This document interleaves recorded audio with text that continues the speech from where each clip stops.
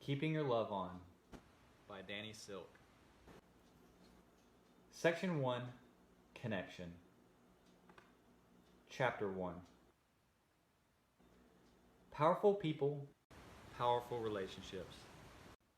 It was June 16th, 1984, my wedding day. The main event had arrived at last. Sherry, my bride, faced me as we stood between Pastor Bill Johnson and our guests, ready to pledge lifelong devotion and love to one another.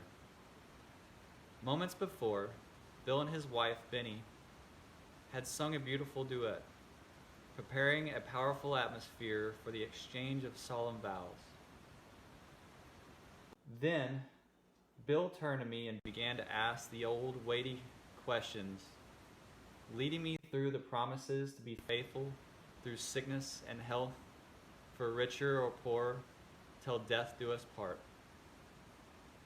Finally, Bill asked me, "Do you choose Sherry as your wife as long as you shall live?" I do. Little did I know the significance of what I had just said.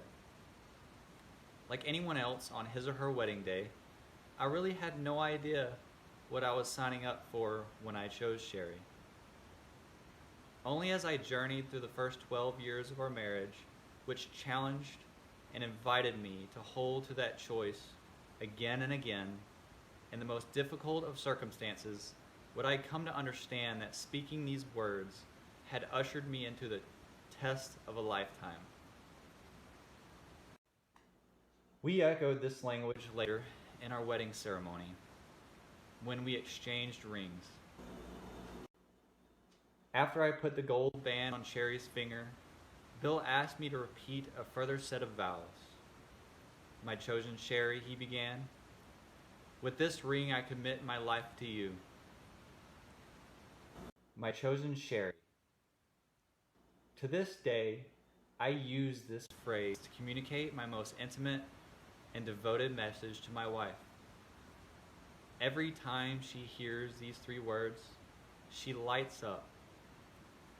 It's as though I have pumped fresh blood into the connection we established on that day nearly 30 years ago, easing her anxieties and administering a life-giving dose of comfort, affection, and security to her heart. These words remind her that I not only chose her on our wedding day, but I also continue to choose her even through the rough early years of our marriage. Yes, there were times in those years, too many times, when I wrestled with that choice and how to play it out. I even considered going back on that choice on a few occasions. But each time, I returned to the words I had spoken. I now know that I will always do so, no matter what. I've signed numerous notes and cards with my chosen Sherry to remind her of that choice, and to remind myself as well. Those words may have ushered me into a test of a lifetime, but they also brought me through it. Holding to them is what taught me to keep my love on. A faulty foundation. I choose you. This is the foundation of true, lasting relationships. It is the foundation for God's relationship with you. As Jesus declared to his disciples, "You did not choose me, but I chose you." Jesus chose you in the most difficult of circumstances. He chose you while you were in sin, while you were his enemy. His side of the relationship with you does not depend upon your choice, but entirely upon his choice. The question is whether or not you will learn to build your relationships with him and others upon the foundation of your choice. Unfortunately, most people haven't learned to build their relationships on the promise, "I choose you." Their promise for a relationship is, "You chose me." Take the typical high school lunchroom. On the first day of school, everyone enters the lunchroom with their brown paper bags and the weighty knowledge that their entire social status for the entire year is about to be determined by what happens in the next half hour. They scan the room, identify each group of people, and wonder which one they should join. I can't sit with the goth kids because I'm not goth. Could I be goth? I like their quiet, but no. Then I would have to wear black eyeliner all the time, and I don't like black. Oh, they're the cheerleaders. I like sports, but do the cheerleaders even know about the sports they are cheering for? This inner debate continues until someone yells out, "Hey you! Yes, you. Do you want to sit with us?" Relieved that someone is choosing them, they shut their brain off and wander over to the table where they will probably sit for the rest of the year. It's simply our natural instinct to like people who like us and to choose people who choose us. This instinct even extends to non-humans. When a dog licks the face of its owner, the owner smiles and thinks, "I love this dog. Look at how much this dog loves me." His friends might think it is disgusting, but the dog owner enjoys being liked, even if he gets slobbered on. However, if all our relationships are based solely on our natural impulse to return liking for liking, then we're going to have problems. Liking is a conditional state. It changes. Making "you chose me" the foundation of a relationship dooms it to change and probably collapse the minute one person's liking happens to turn south.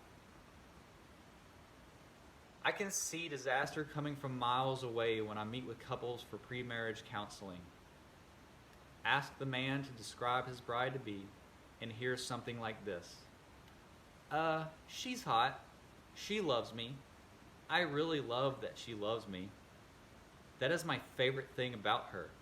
She could have any guy, but she chose me. I am so lucky. I wish I could say such a response isn't common, but I can't. When nothing I hear tells me that a man is choosing a bride for his own sake because she is the one he wants, I can say with a great deal of certainty that the relationship is fragile.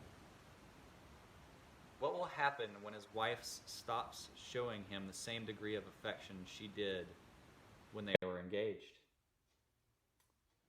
What happens if someone hotter comes along and decides to choose him?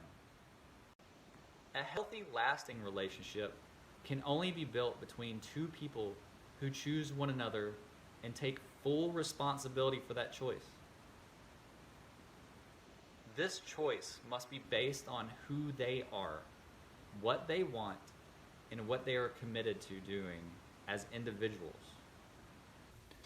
Traditional marriage vows express the nature of this choice beautifully. The two people standing at the altar do not say, you will love me and cherish me in sickness and in health till death do us part."